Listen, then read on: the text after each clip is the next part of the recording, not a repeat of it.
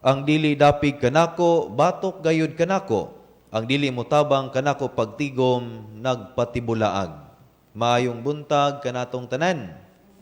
Buntag sa Padre. Daghan nga mga panahon ug mga sitwasyon na kita makahimo o nakahimo og salaod batok sa Dios sa nagkadaiya nga mga pamaagi.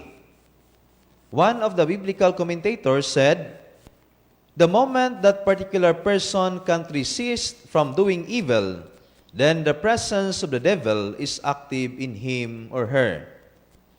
Kung dili gani nato malikayan ang paghimo og sala, nan ang presensya sa demonyo ang aktibo diha sulod kanato.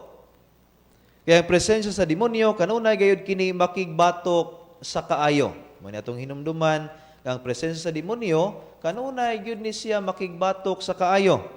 Kanunay magdala og panag-away o kagubot diha sa komunidad.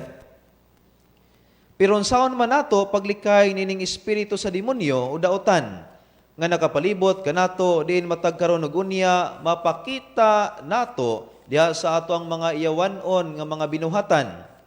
Unsaon man ang atong mga pagbasa karong adlaw ang naghatag kanato og tubag. Si Propeta Jeremias diha sa unang pagbasa nagpahimangno sa katawhan ug kanatong tanan nga malikayan lamang nato ang daotan pinagi sa pagtuman kanunay sa gisugo sa Dios.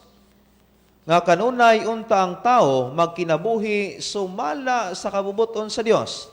Din pinaagi ni ani makalahutay kita sa pagpuyo sa katarong og langitnon nga mga binuhatan.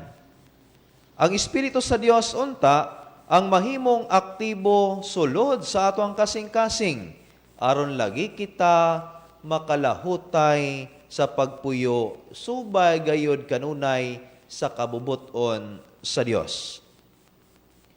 Matud pa diha sa Ebanghelyo ni San Lucas nga kun ang espiritu gahom sa Dios ang mulihok ug mopatigbabaw sa kinabuhi sa tao, nan mudala gayud kini kanato nga mohimo og mga buhat nga kanunay nahisubay sa dalan sa Dios ug labaw sa tanan magdala gayud sa katawhan ngadto sa tinuoray nga kahiusahan og dili pagkabahin-bahin.